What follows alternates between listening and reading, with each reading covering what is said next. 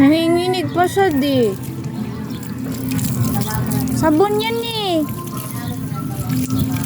Di naman yan pagkain. Ang gusto mo?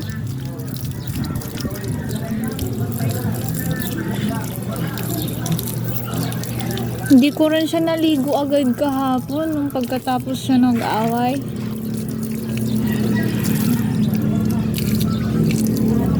Nasugatan ka ba kahapon? Ha? Ha?